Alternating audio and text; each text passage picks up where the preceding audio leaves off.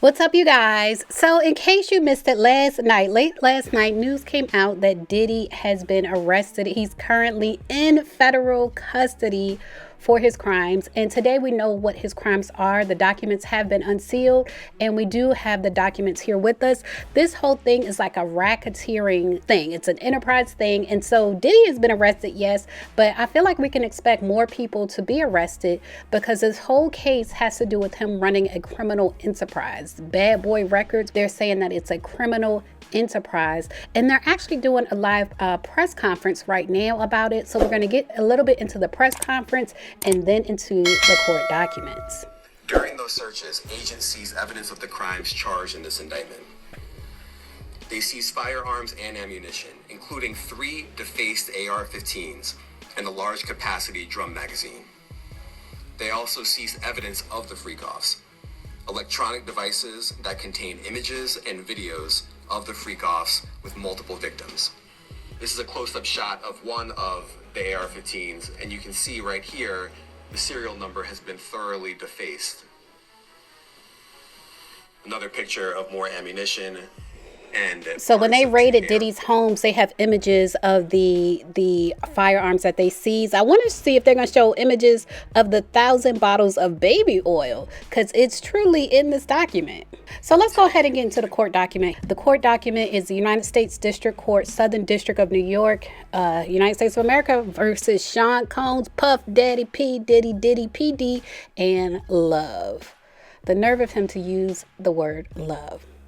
So these are the charges. The count 1 is racketeering conspiracy, and it says for decades, Sean Combs, the defendant, abused, threatened, and coerced women and others around him to fulfill his desires, protect his reputation, and conceal his conduct. And to do so, he relied on the employees, resources, and influence of the multifaceted business empire that he led and controlled. And this is what I was saying. They said he created a criminal enterprise out of his business. Like, instead of it being like a legal record label, he used his record label to create a criminal enterprise.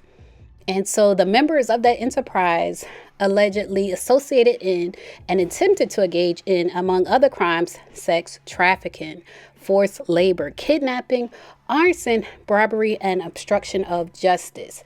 And when they mention arson, do y'all remember Kid Cudi came out? I think at one point he tried to date Cassie and Diddy blew up his car. So the arson keeps coming up in these court documents.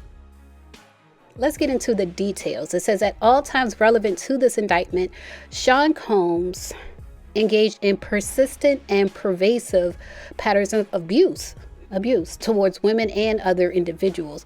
I'm not sure why they don't just say men, or if there are people who are non-binary that are involved, and that's why they're just saying other individuals. But it's from what we've heard, men have come out, women have come out, but there must be non-binary people coming out as well. They say this abuse was at times verbal, emotional, physical, and sexual.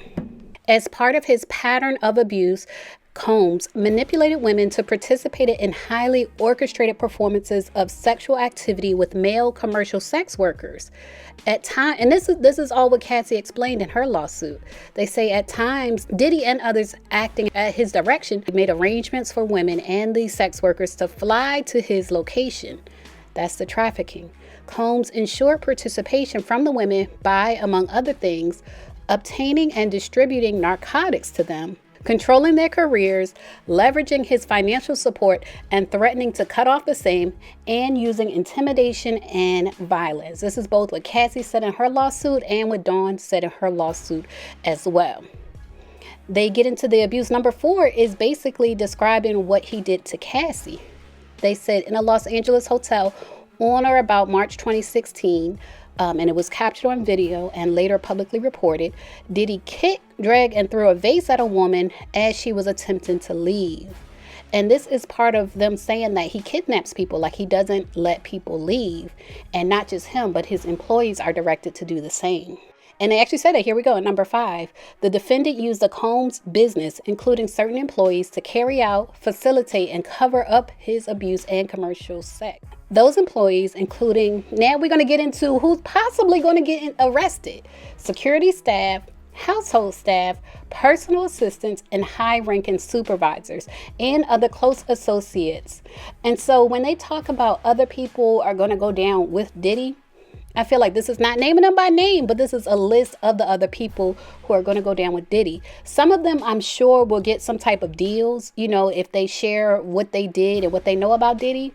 But this is the criminal enterprise. And so they get into detail of the freak-offs. They say Diddy and other members and associates of the Combs enterprise wielded the power and prestige of Diddy's role at Combs' business to intimidate, threaten, and lure female victims into his orbit, often under the pretense of a romantic relationship. He would then use force, threats of force, and coercion to cause victims to engage in extended sex acts. And this is the thing about the freak-offs, it wasn't just like one night, like a couple hours, you know, one night. It would go on for days. Like, these people would be worn out after the freak-offs were over. They would be worn out. In arranging these freak-offs, Diddy, with the assistance of members and associates of the Combs enterprise, transported and caused to be transported commercial sex workers across state lines and internationally. So that's the trafficking of prostitutes. Freak-offs occur regularly, sometimes lasted multiple days, and often involve multiple commercial sex workers. During freak-offs, Diddy distributed a variety of controlled substances to victims, in part to keep the victims obedient and compliant. So to keep them doing what he wanted them to do, he would have them drugged up. And sometimes, unbeknownst to them, Diddy kept videos he filmed of the victims. He kept the videos. And then after the freak-offs, Combs and the victims typically receive IV fluids to recover from the physical exertion and drug use. And so when they searched Diddy's home in or about March 2024, law enforcement seized various freak-off supplies, including narcotics and more than 1,000 bottles of baby oil. I cannot imagine. That's more than one store would have. Like, they're literally buying baby oil wholesale, baby oil and lubricant. And so then count two, that was all count one. Count two is the actual trafficking, sex trafficking by force, fraud, or coercion. And this is the story from victim one, which I believe is Cassie. From at least in or about 2009 up to and including, 2009 to 2018. This is where, that's during the time period that he was dating Cassie. And you guys know he was her out. So it looks like this is Cassie's story here in count two. And then count three is the transportation to engage in prostitution. And then it gets into, basically, it looks like they want everything Diddy profited from the business, because the business, the way they see it, the business is a criminal enterprise. Like, it's no longer like a legal business entity. It's a criminal enterprise. And so anything he profited from the business, they want. And so that includes any and all interests and securities, claims against property, and all property real and personable that constitutes or is derived from proceeds traceable to the commission of said offense, including but not limited to a sum of money in United States currency representing the amount of proceeds traceable to the commission of said offense. Y'all leave a comment and let me know what you think about Diddy being indicted on these charges, him being in federal custody, and the 1,000 bottles of baby oil. Leave a comment and share your thoughts. As always, thanks for watching. Layla, Layla, Layla,